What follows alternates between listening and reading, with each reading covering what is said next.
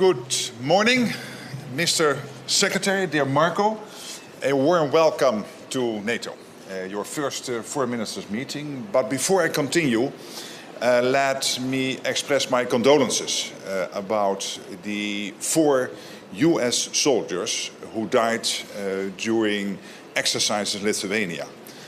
Our thoughts are with their family, their friends, their colleague soldiers, and we have the deepest respect for their service. I also want to highlight the work being done by the US, Lithuania, but also Poland and Estonia to work around the clock, basically to do everything to make sure that they would be recovered. But again, we are very sad about their death. Marco, I want to commend you for your tireless diplomacy over the last couple of months. You've traveled the whole world. I also want to thank you for what you did before as a senator, supporting NATO. And we will have a lot to discuss over the coming 2 days. Of course, Ukraine, as I said before, President Trump, the team, you broke the deadlock. You started a process of negotiations with our full support to bring the Ukraine war to a lasting, to a durable peace. And in the meantime, the Europeans are stepping up. Providing a lot of military support into Ukraine, and we have seen the latest numbers coming in that overall NATO allies have provided in the first 3 months over $20 billion in support to Ukraine to make sure they can stay in the fight as long as it continues. We will also discuss the other threats over the next 2 days.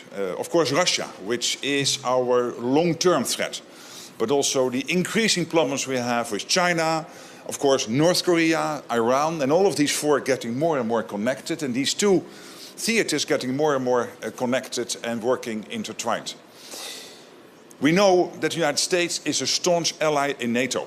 I had a very good meeting with the President, with President Trump, but that commitment comes with an expectation. And the expectation is that the European allies and Canada need to spend more. Since Trump 45, the aggregate extra spending from Canada and Europe has been $700 billion up to now. But when you look at the hundreds of billions of euros/dollars now rolling in the last couple of months, this is probably the biggest surge in defense spending we have seen in Canada and Europe since the Cold War, since the Berlin Wall came down. So that is good news, but still we need to do more.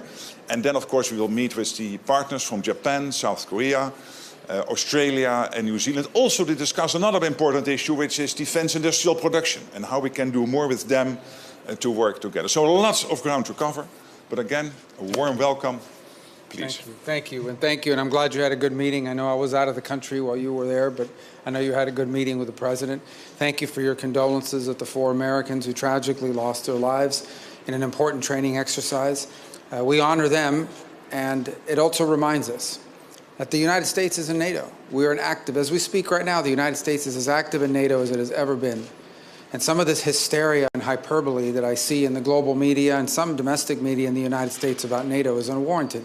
The President Trump's made clear he supports NATO. We're going to remain in NATO. He's made clear, but our first ambassador that got out of the United States Senate is our ambassador to NATO, who joins us here today on his first hour on the job.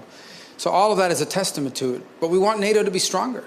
We want NATO to be more viable. And the only way NATO can get stronger and more viable is if our partners, the nation states that comprise this important alliance, have more capability. This is a collection not just of partners and allies, but of advanced economies, of rich countries who have the capability to do more. We understand that's a trade-off. We have to do it every single year in our country. I assure you that we also have domestic needs. But we've prioritized defense because of the role we've played in the world, and we want our partners to do the same. And I understand there's domestic politics after decades of building up vast social safety nets that maybe don't want to take away from that and invest more in national security. But the events of the last few years, a full-scale ground war in the heart of Europe, is a reminder that hard power is still necessary as a deterrent. And so we do want to leave here with an understanding that we are on a pathway, a realistic pathway, to every single one of the members committing and fulfilling a promise to reach up to 5% of spending. That includes the United States will have to increase its percentage.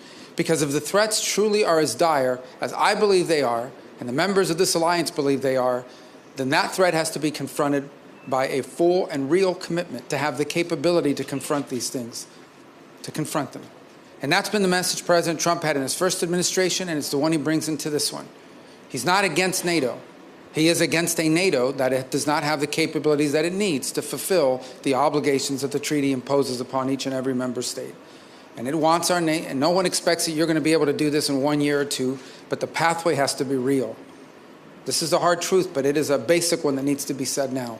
In order for us to prove, and in order for us to build the kind of NATO that has the capability to defend the territories of our nation states and deter any action that would be aggressive against any one of us.